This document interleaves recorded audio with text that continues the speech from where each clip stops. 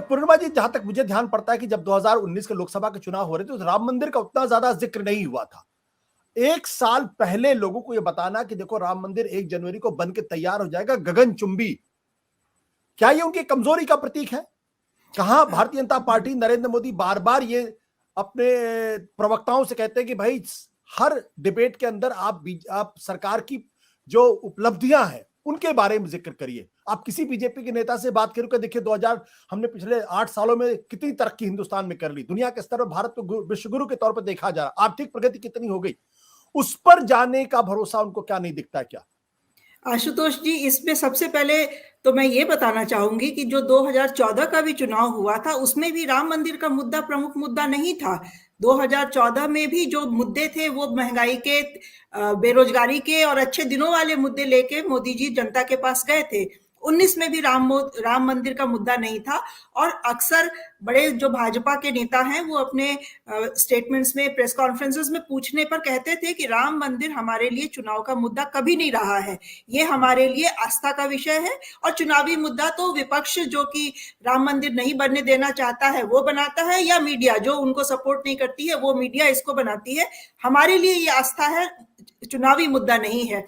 अमित शाह का अब ये कहना, और वो भी कैटेगोरिकली एक प्रश्न के उन्होंने उत्तर में कहा था कि राहुल बाबा को मैं दिखा दूंगा 1 जनवरी को 2024 में राम मंदिर तैयार हो जाएगा। तो इससे ये बिल्कुल साफ जाहिर हो रहा है, 2 चीजें बिल्कुल क्लियर हैं कि बीजेपी को अब ये घबराहट हो रही है कि अचीवमेंट के नाम पे उनके पास कुछ नहीं है शो करने के लिए। वो कोई अगर गिनाना शुरू करेंगे तो उनके पास सफलताएं कुछ कोई भी नहीं है जिसको कि वो गिना सके। दूसरा ये कि उनको जो राहुल गांधी की जो भारत, क्योंकि स्पेसिफिकली राहुल गांधी की भारत जोड़ो यात्रा के कॉन्टेक्स्ट में पूछा गया था, तो उनको वाकई में अब राहुल गांधी की यात्रा से डर लग रहा है।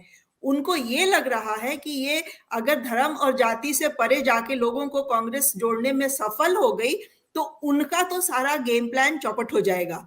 इसलिए वो अब फिर से बैक टू बेसिक्स, जैसे विनोद जी ने कहा है कि वो बैक टू बेसिक्स, बिल्कुल अगर हिंदुओं को फोकस करेंगे तो हिंदू फिर राम मंदिर के नाम पे उनको कहीं उम्मीद है कि वो जाति और धर्म से ऊपर उठ के वो यूनाइट हो जाएंगे उनके फेवर में। तो ये एक बहुत बड़ा इंडिकेशन है कि अब बीजेपी राहुल गांधी की यात्रा से डरने लगी है। उनको ये वाकई में लगने लगा है कि विचारधारा के सवाल पर कांग्रेस पार्टी ने जिस तरह से लोगों को अपने साथ जोड़ा है वो उनके लिए 2024 में खतरा बन सकता है। और उसी खतरे को भांपते हुए अमित शाह जी ने ये एक ऐलान किया है कि बैक टू बेसिक्स होगा राम मंदिर, और बाकी जो हिंदुत्व के मुद्दे हैं उनको वो आगे रख के 2024 का चुनाव लड़ेंगे।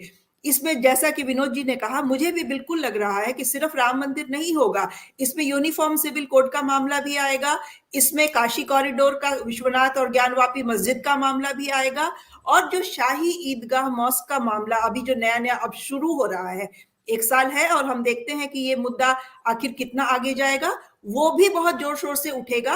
क्योंकि एक सर्वे की उसमें भी एक कोर्ट के द्वारा मथुरा में उसमें परमिशन दी जा चुकी है। तो ये सारे मुद्दे आगे रख के ये लोग जाएंगे क्योंकि इनको उम्मीद है कि इनके पास असली अचीवमेंट्स के नाम पे कुछ नहीं है, तो हिंदुत्व पे बैक हो जाएंगे। और अगर जरूरत पड़ी तो राष्ट्रीय सुरक्षा तो इनके पास एक हथियार के रूप में है ही, ये कुछ भी कर सकते हैं 2024 में देश को कांग्रेस के खिलाफ एकजुट करने के लिए।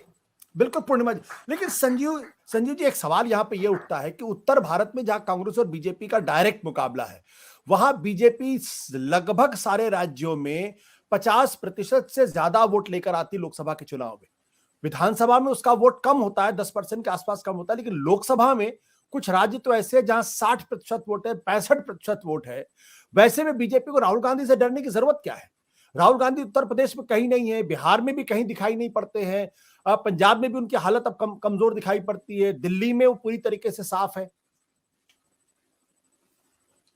संजीव, आपको अपने का अनम्यूट करना पड़ेगा, you have to unmute yourself.